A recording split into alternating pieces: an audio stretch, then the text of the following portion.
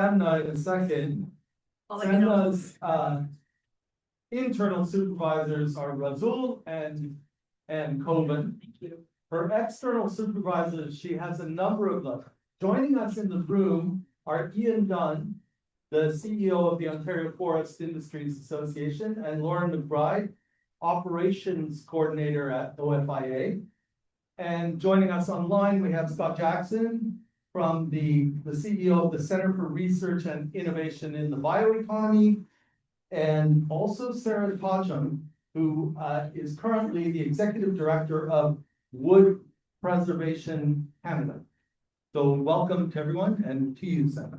Thanks, Peter. Okay, good afternoon, everyone. My name is Samna Osti. Today I'll be presenting my capstone research titled Building Forest Biomass Markets in Ontario Using a Scenario-Based Approach.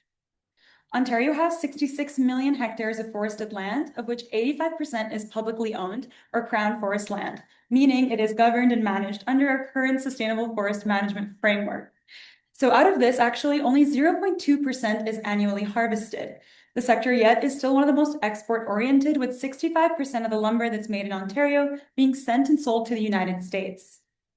However, today we're seeing increased pressures on our long-standing softwood lumber disputes. Anti-dumping duties have increased to almost 20.56%, countervailing duties bring that combined rate up to 35%, and recently again under Section 232, an additional 10%, bringing the total duty for most of our forest sector products up to 45.19%.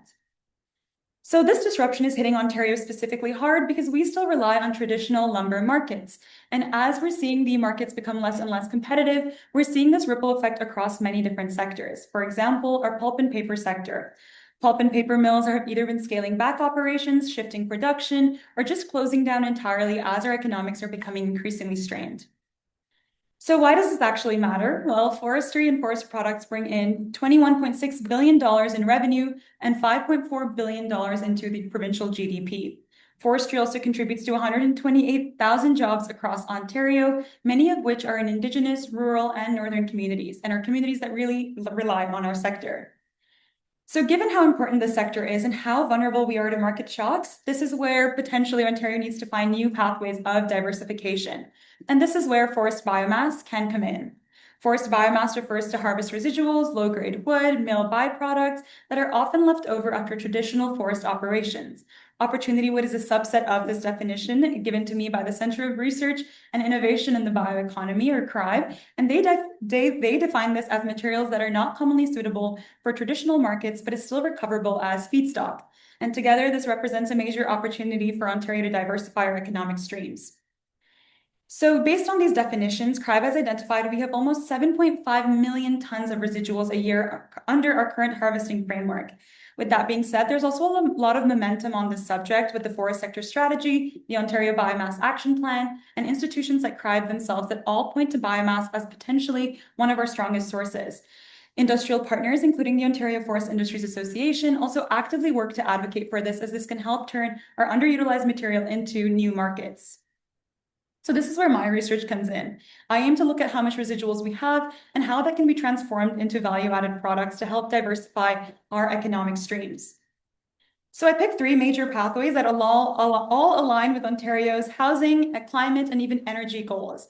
Firstly, biopower, which relies on thermal conversion, essentially combustion, to generate electricity. So this offers a great way for us to displace fossil fuels as well as decarbonize Ontario's electricity grid. Biochar was the second pathway I picked, using mainly controlled pyrolysis to help convert biomass into carbon-rich material that can then go into soil improvements and even site remediation. Last but not least, oriented strand board, or OSB, and this represents a more manufacturing route where residuals that are often dried and flake can be resin bonded into structural panels, directly meeting Ontario's demand for low cost and low carbon construction material.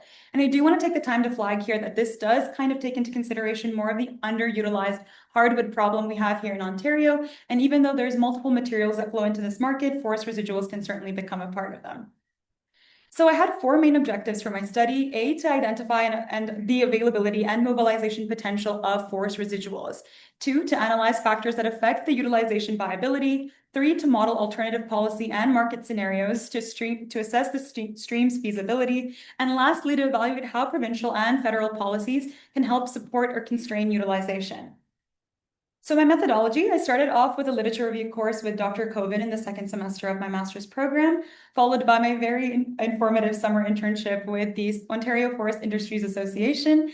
Data collection was made possible through AFRI and CRIBE's consulting report on opportunity wood, as well as literature review for basic model assumptions, as well as the Forest Edge tool given to me by CRIBE to inform the Ontario haul distances and costs into my model. A chunk of this study was my scenario analysis, which I'll get into a little bit later, but scenarios 1, 2, and 3 all look at different policy environments. The one-way sensitivity analysis is where I check what variable each stream is potentially the most sensitive to, and the Monte Carlo simulation to just test the overall robustness of my study, as well as just understand how each pathway reacts under uncertain periods like this one. So this slide outlines my scenario analysis framework, which I use to model how the different policy environments will influence the profitability of each of these streams.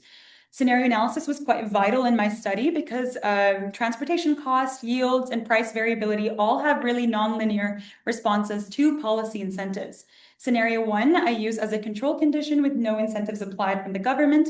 Scenario 2 uses a 20% government incentive targeting haul and distance-related costs, as well as Scenario 3 targeting the same variables, but a 40% government policy incentive. Of course, I generalize all my assumptions throughout my model, and that was the specific yields, its prices, transportation distances, fixed load and unload costs, as well as haul rate averages. So in my screen, you can see some of the key formulas that went into the calculation, but just to brush through them today very quickly, transportation costs per ton help me understand the actual price of transporting these materials with the long distances we have here in Ontario, followed by the scenario per ton profit, which helped me understand how the profit of biomass actually erodes once you start moving it further from its source. Profit, I scaled this up to the more provincial level by multiplying the per ton profit by the total available feedstock to help me get a more system-wide view of the economic performance in each scenario. Finally, for the policy case, I applied the 20 and 40% incentive targeting transport-related costs, which was simply a multiplication with the transportation cost to help me compare the baseline situation with a policy-supported scenario. So just to go through my results very quickly, in scenario 1, I understood that it was really difficult for biopower to perform economically. Biochar and OSB established themselves as viable pathways right from the start. When we move into scenario 2, where the Ontario actual haul distances and prices are introduced, you can see that biochar and OSB follow the same pattern. Biochar stays highly profitable, so does OSB at 3.5 billion Canadian dollars and OSB at 1.7 billion.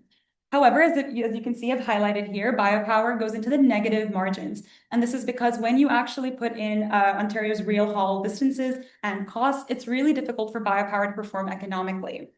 So moving on to scenario 3, you can see biochar and OSB follow that same pattern, staying highly profitable, but biopower actually moves away from its negative profit margins into 6.1 million Canadian dollars. So this is really important because this is the first time you're really understanding how different policy environments affect each of these streams totally differently. So moving on, this is my sensitivity test result. I use a tornado chart to show everyone how each variable changes profit when I move it from its highest to its lowest bounds one at a time.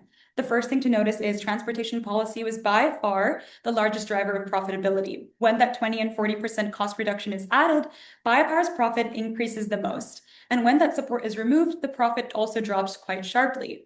So the next two major sensitivities are yield and haul rate. Improving yield and lowering haul rates can increase profits, reflecting the fact that biopower relies on having to transport large volumes of feedstock of low-value material, the long distances. Therefore, the logistics are dominating the economics.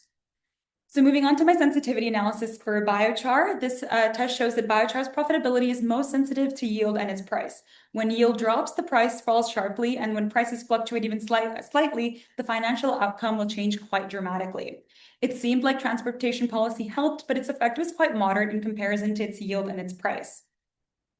Lastly, for OSB, the biggest driver was transportation policy, followed by market price, meaning that OSB was very sensitive to price swings. Yield and haul distance also seem to matter, but processing cost and haul rate have comparatively smaller effects here. Overall, OSB was the most affected by price volatility and policy support.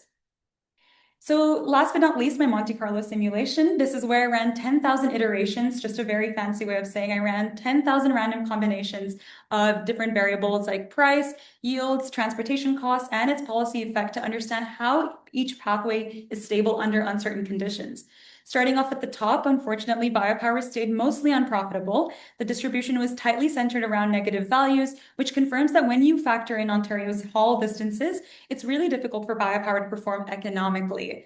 Moving on to biochar, it seemed to have a consistent performance with its distribution tightly centered around positive values with very low variance. And the same pattern for OSB with very moderate variance and also staying consistently profitable in the positive values. So I learned two main things from my results. A, that profitability was overwhelmingly constrained by transportation distance. Hauling costs consistently dominated the total system cost, pushing pathways like biopower into a negative profit margin. However, when there are targeted policy mechanisms that reduce transportation burdens, the economic profile of these streams shift. Previously marginal or unviable pathways can slowly become a lot more financially feasible. So right now, Ontario's policy landscape for biomass is really broad and very vague in nature. There's not much differentiation across pathways, no clarity on what gets supported and why, and no mechanisms that reflect the actual cost drivers, as what we just saw in my Monte Carlo testing. So therefore, even with better policy signals, it's important that we look at what is actually deeper, which I learned from a lot of my literature review. Ontario's real bottleneck happens to be in the structure of the supply chain itself and how the system of how we move our biomass is inefficient, fragmented, and possibly not investment ready. This leads to one of the first core objectives, modernizing our supply chain. Through regional aggregation hubs, digital traceability, and standardized feedstock contracts, it can help Ontario move away from an opportunistic residual flow into something that's more scalable and reliable of a feedstock network. So the second transformation that's needed is the creation of a provincial bioeconomy investment framework, highlighting feedstock to product incentives, bioeconomy clusters, and northern hubs can all help us reduce the spatial mismatch we have here in Ontario. Of course, the potential in cooperation into carbon and clean fuel markets should be a part of this investment framework. So lastly, as my analysis showed, Ontario's biomass system was shaped by a lot of deeper forces. First, Ontario needs to understand why decades of policy reforms has not translated to measurable biomass use. Despite plans like the Forest Biomass Action Plan and the Forest Sector Strategy and other modernization incentives, why does investment in Ontario remain quite low? It's important that we identify those institutional, regulatory, and market barriers that have limited diversification outside of just US-dependent lumber markets.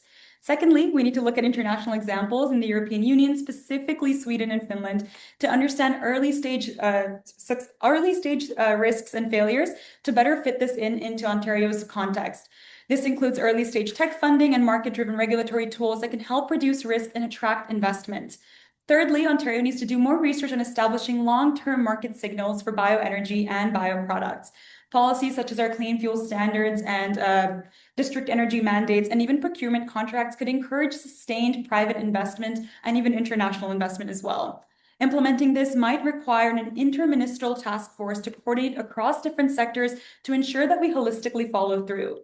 Fourth and finally, we must develop strong monitoring and evaluation frameworks, outcome-based KPIs tied to carbon reduction, supply chain efficiency, and even rural economic growth can ensure that we're looking at this with a long-term perspective instead of just short-term fixes.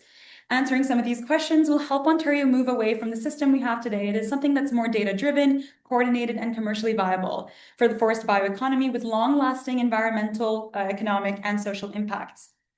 With that, I'd like to thank all my internal and external supervisors who are in the room with me today. My internal supervisors, Dr. Koven and Dr. Yousefpour, my external supervisors, Ian Dunn, Sarah Todgham, and Scott Jackson. The project would have not been possible without either of you. And of course, the biggest thank you to my friends and family who are watching from all around the world today. And of course, the entire class of 2025. It's been such a pleasure. And thank you. Thanks so much.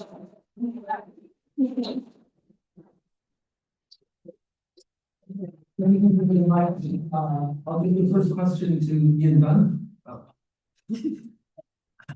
Well, that's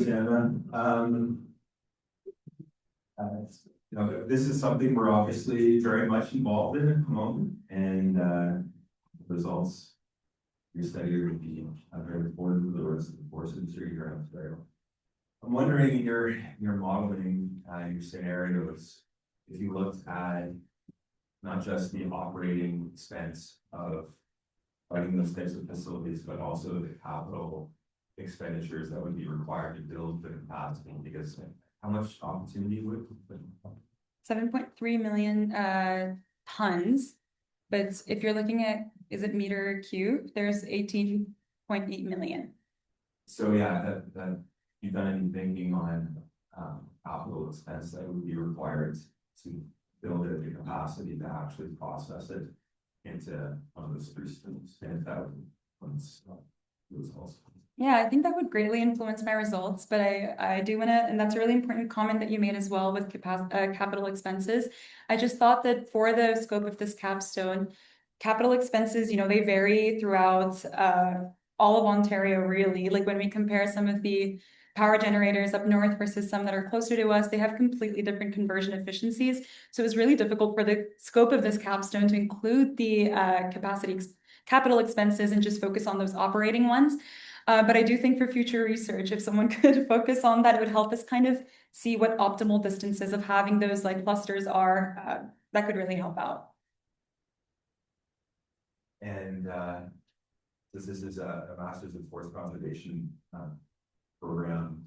Have you done any thinking on what the implications to forest sustainability would be if you were to fully utilize that untapped opportunity?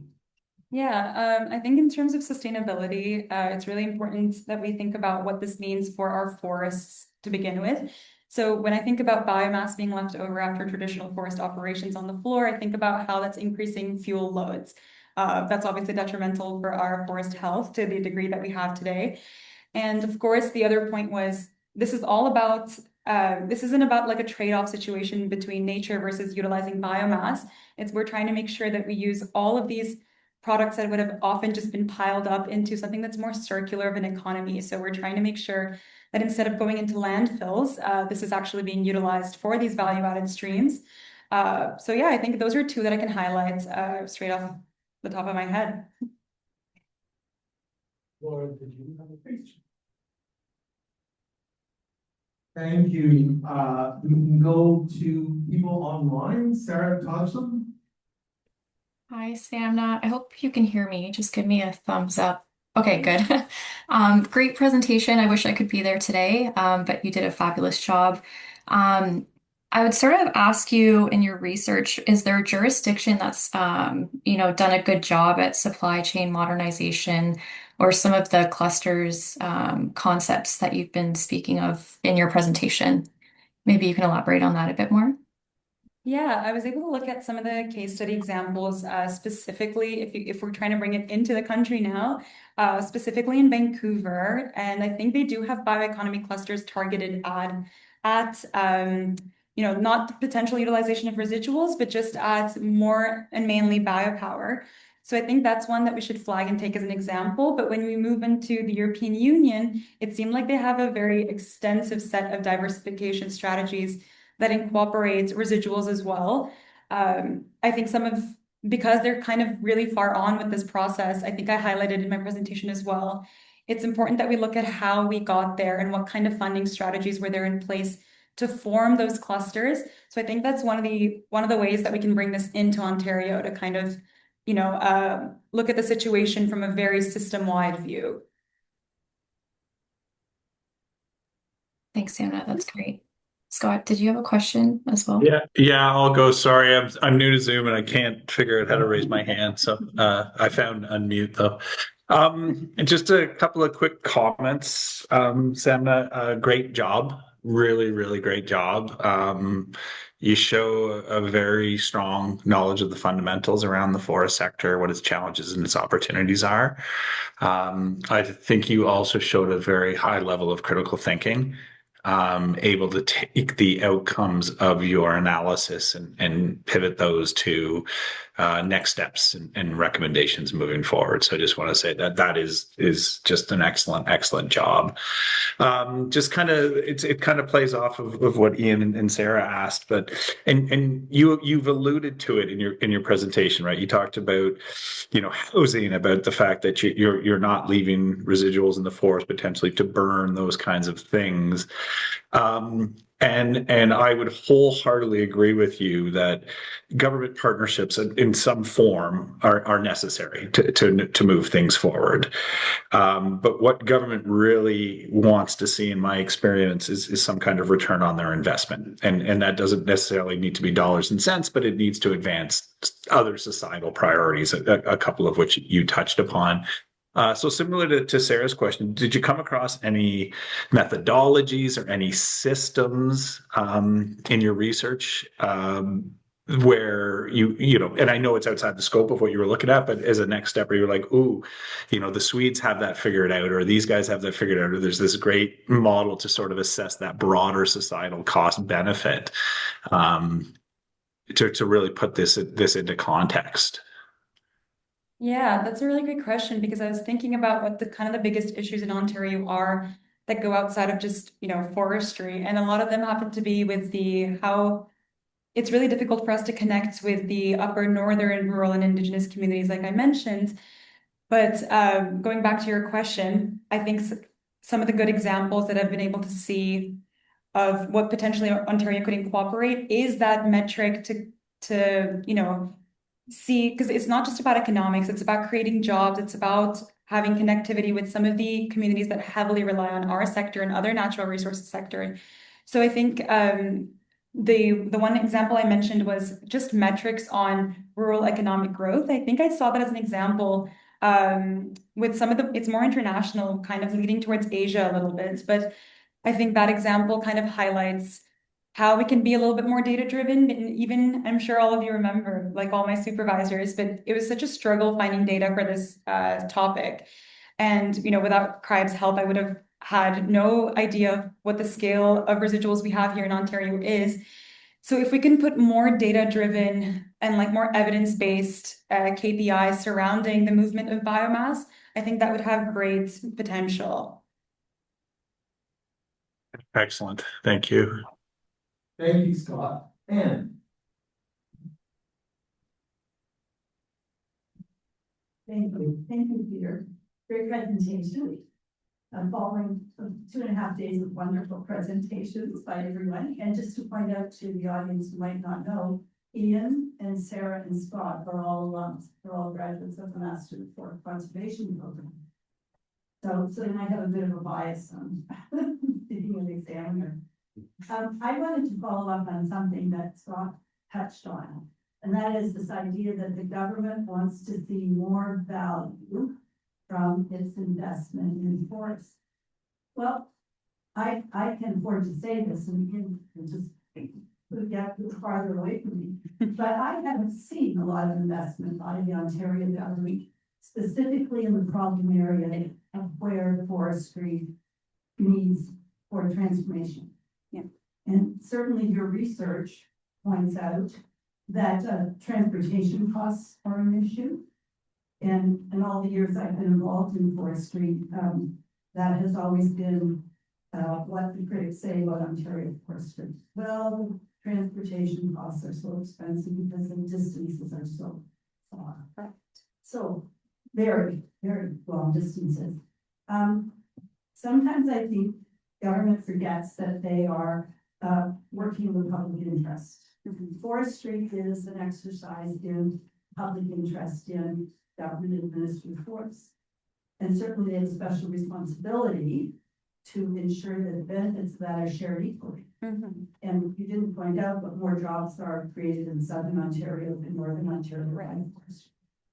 And also there's the inequity of distance and bias. Mm-hmm. Taxpayers, we provide a lot of benefits for industry that uses 401, other public highways, but we don't do the same thing with respect to the kinds of incentives that should be afforded to forestry, and as far as I can see, are being afforded to mining, but that's not what we're talking about. So I think that there is a special responsibility on government as they look for value to really appreciate that value is dispersed not just in the north, but throughout the province. And secondly, that there are other ways that you pointed out where they could help spark transform the industry to where a lot of us see it going very successfully. And in biopower, there's nothing holding the government back from directing contracts for energy generated by biomass to have a premium as to get into the grid, as opposed to some other sources. Anyway, that's a long, long statement, and not even a question. But do you have any sort of specifics on how you see your research perhaps inspiring policymakers or decision makers in the Ontario government? Yeah, and I think you brought that up during your comment there, but it is kind of in the best interest of public. I feel like as the government, you do want to see what does, what helps out our like people the most. And I think this goes back to my capstone because haul related costs and some of the roads issues that we have, the network connectivity issues with the south and north spatial mismatch. This is all problems that go beyond forestry, right? We're trying to still get like northern rural indigenous communities connected to some of the more where the supply is and where the demand is. We're trying to connect everyone with everything. And I find that it is in the best interest of government to really play a part in like targeting the transportation and haul related variables because it does work out for the greater goods. And I feel like as everyone who pays taxes, you'd want to see the goods kind of going for that public interest. Thank you. Hey, I'm not hearing. Hi. Hi. Again, thank you very much for nice presentation. As we all know, this 3 Capstone project is 1 Capstone project, and as well as we have 2 supervisors and 5 still not supervisors. Yes, it's a good job. So what's the part that I'm interested that the most cargo graph if you make on that slide. Right. So the reason why they are doing that is that there is a huge uncertainty about the parameters, the assumptions and numbers, even from the data that we are using to show the economic efficiency and efficiency of the stuff. But it says a lot, and you see the distribution is huge, there's a huge uncertainty, and this shows that why investment in forest sector has not been perceived even by development as a public sector to be worth it out. But now it's very important for our audience here to know that what was the assumptions behind this distribution, like what parameters you have fixed to make that happening, and how realistic are the outcomes according to these assumptions. So what I'm saying is that do you think the outcome in reality will be more skewed to the right or to the left?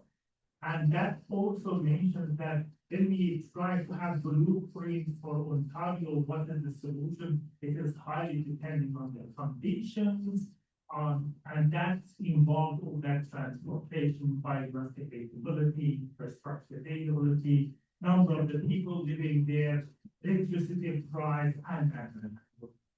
If you can outline on that, thank you. Thanks, Rasoul. Yeah, I think the range that was used, again, because this model went off the optimal assumptions of, the prices and the distances in Ontario, a lot of the range that was used was also assumptions based on literature, of course.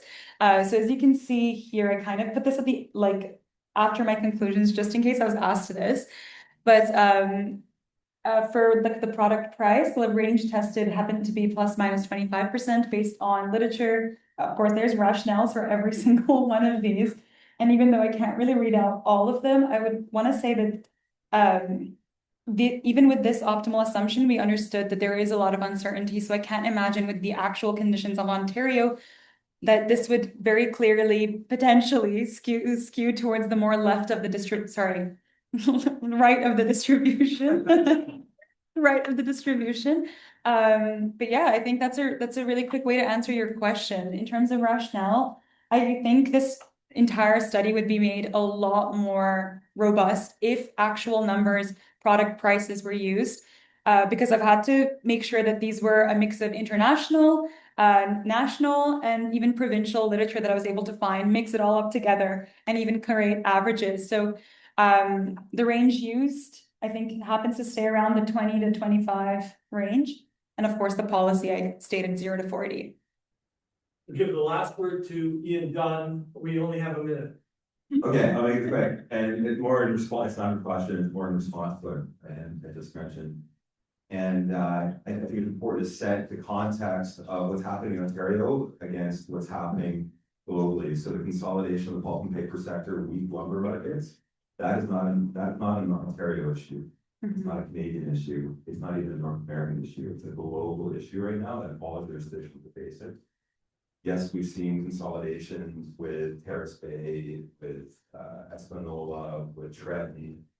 But in North America, the last 10 years, it's been 40 or 50 pulp paper mills that's closed in North America, just Ontario. And there are things, and people, my peers across the country look to Ontario with jealousy, and we're actually the lowest cost lumber producing jurisdiction in Ontario, with the exception, possible exception of the Maritime. We don't tell the Ontario government that, of course, but we are quite competitive.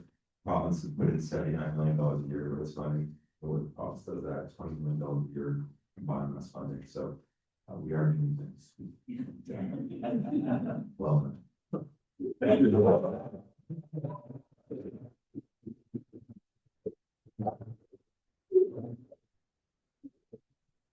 Thanks very much. We'll move on to